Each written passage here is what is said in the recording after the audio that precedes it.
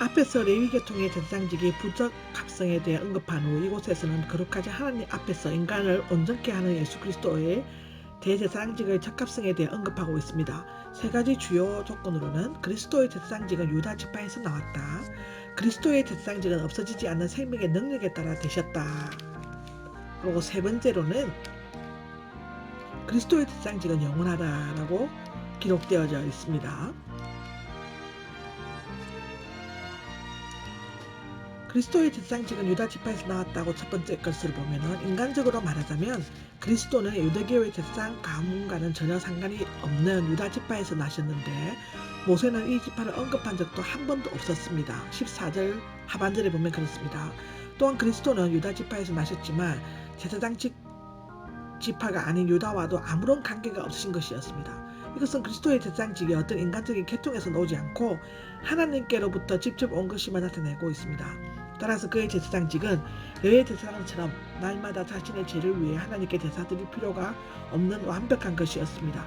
그리스도는 멜기세덱과 같은 다른 제사장이심에 틀림이 없습니다. 15절에 기록되어져 있죠. 그리스도의 제사장직은 없어지지 않는 생명의 능력에 따라 되셨다라고 16절에서 22절에 기록되어 있는데 저 그리스도의 제사장직은 레위 가문의 제사장직과는 달리 육신에 속한 율법 규정을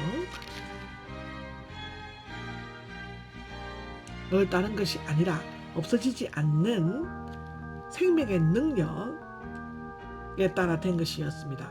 예수 그리스도의 제사장직은 영적이고 신적이고 영원적인 능력에 따라 된 것입니다. 또한 그리스도의 제사장직은 그가 영원히 완전하게 되신 아들이시라는 사실에서 비롯될 뿐만 아니라 너는 영원히 멜기세덱의 계통을 따르는 제사장이다라고 하신 맹세로 세워졌습니다. 아멘.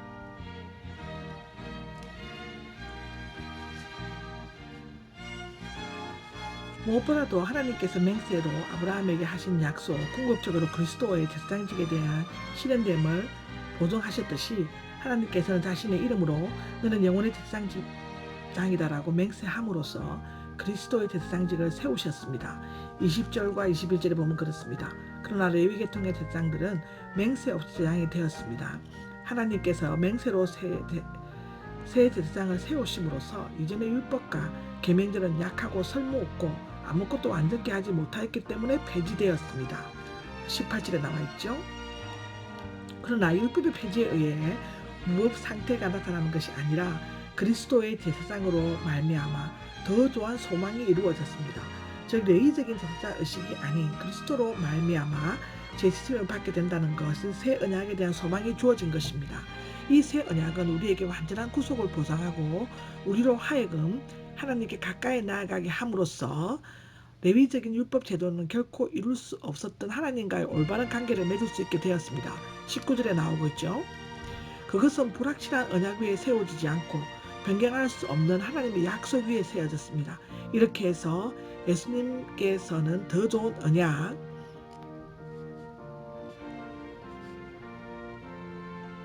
가리킵니다. 더 좋은 언약으로 보증을 하셨습니다. 예수님께서는 십자가에서 피 흘림 돌아가심으로써 새 언약의 보증이 되셨습니다. 그리스도의 제사장직은 영원하다. 레위 계통의 제사장직은 잠시 동안 지속되다가 죽음과 함께 막을 내렸고 법규에 따라 다른 사람이 그 뒤를 이었기 때문에 그 숫자가 많았습니다. 그 숫자가 많다는 것은 그들이 죽을 수밖에 없는 유일한 존재이며 그들이 행하는 의식이 불완전함을 나타내고 있습니다. 그러나 예수님께서는 영원히 살아계시며 그의 제사장직은 영원전부터 하나님의 계획 속에 들어 있었기 때문에 비록 육체에 계시는 동안 땅 위에서 일시적으로만 그 직분을 수행하셨지만 그 직분은 영구적이었습니다. 그리스도의 제사장직은 중보기도를 드린다는 점에서 뛰어나다는 것은 25절에서 26절에 나오는데요. 믿는 자는 큰 대제사장으로서의 그리스도의 정보적인 직분과 사역이 5가지 측면에서 언급되고 있습니다. 그리스도의 제사장직은 중보기도를 드린다는 점에서 뛰어난데 5가지 측면에서 언급되고 있습니다. 첫째는 그러므로, 둘째는 자기를 통해 하나님께서 가까이 나아가는 사람들, 셋째는 온전히 구원할 수 있다, 넷째는 언제나 살아계셔서 중보의 기도를 드리시기 때문이다, 5번째는 이러한 대제사장은 우리에게 합당하다는 것입니다.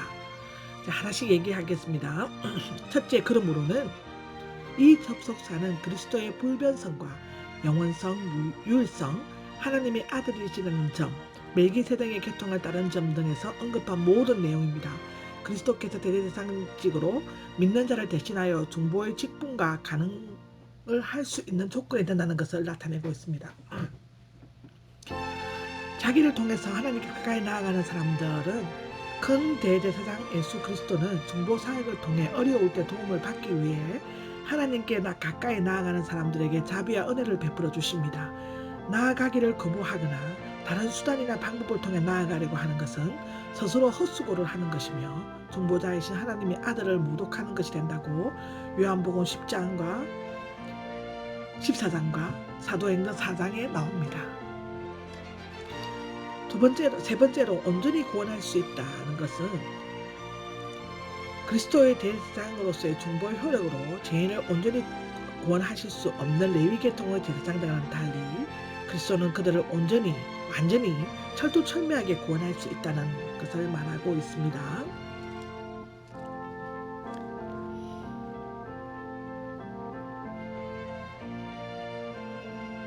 현재 분사로서 그리스도의 순종과 죽음, 성천으로 말미암아 현재의 그리스도인들이 참여하고 있는 구원, 즉 죄의 용서와 몸의 부활, 영원한 영광으로 들어가는 일을 말하고 있고요. 그리스도는 옛 언약의 제사 행위가 아닌 새 언약인 자신을 믿고 하나님께 나아가는 모든 자들에게 미래뿐만 아니라 현재의 구원에 참여하는 것을 보증하십니다.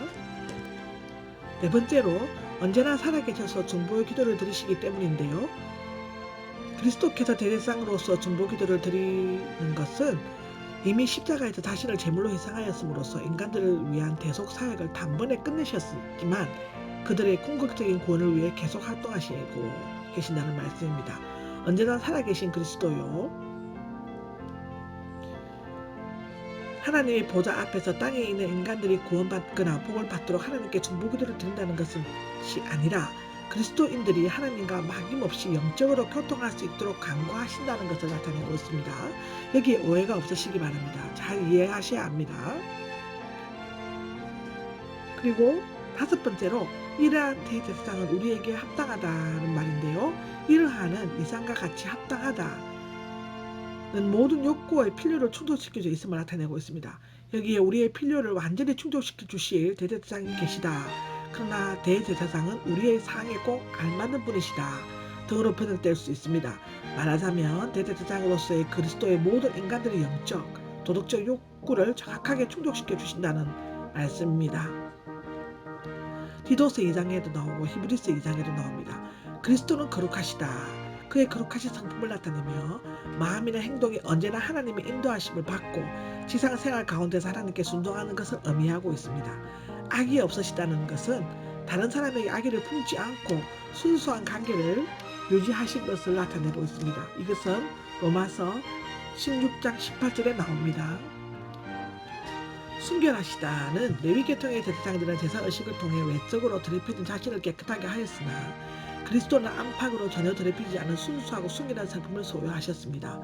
죄인들과 구별되셨다는 것은 그는 죄인과 교제를 하셨으나 그의 인격은 죄인에게서만 떠났습니다. 로마서 6장 10절에 나오죠. 죄인들을 영접하고 구원하여 자신의 거룩한 교제 안으로 받아들이셨습니다. 하늘보다 더 높이 되셨다는 것은 그리스도께서 큰 대제사장이 되실 수 있는 것은 참 하나님, 동시에 참 인간이시기 때문입니다. 그는 거룩하신 하나님의 성품 때문에 하나님과 연결되어 있으셨고 인간적인 성품 때문에 인간과 연결될 수 있으셨습니다. 그는 인간을 위해 죽음을 당하시기 위해 거룩한 영광을 벗어버리시고 인간의 형체와 본성을 입으셨으며 지상사역이 끝나 성천하셔서 하늘보다 더 높이 되셨으므로 결국 천사들보다 더 높아지셨고 아버지 우편에서 인간의 중보자가 되셨습니다. 아멘. 그리스도의 제사직은 온전한 제사를 드리셨다는 점에서 더 뛰어나다라고 27절 28절에 기록되어 있는데 레위 계통의 제사장들은 죄를 지을 수밖에 없는 불안한 인간이었기 때문에 속죄일에 다른 사람들을 위해 속죄 제사를 드리기에 앞서 먼저 자신의 죄를 위해 날마다 속죄 제사를 드려야 했습니다.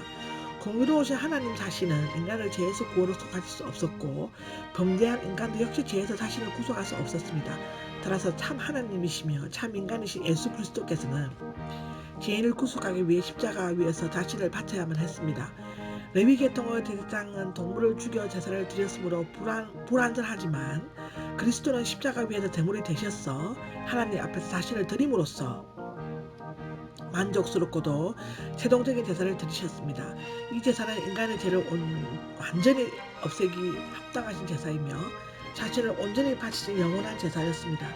율법으로 정해진 레위 계통의 대제사장은 모든 인간적인 영육의 약점을 가져 죽음의 지배를 받지만 율법이 생긴 이후에 하신 맹세의 말씀을 보며 대제사장으로 세움 받으신 예수님은 거룩하시고 악이 없으시고 순결하시고 죽음이 없으신 영원히 안전하게 되신 아들이시다라고 28절에 나옵니다. 아멘.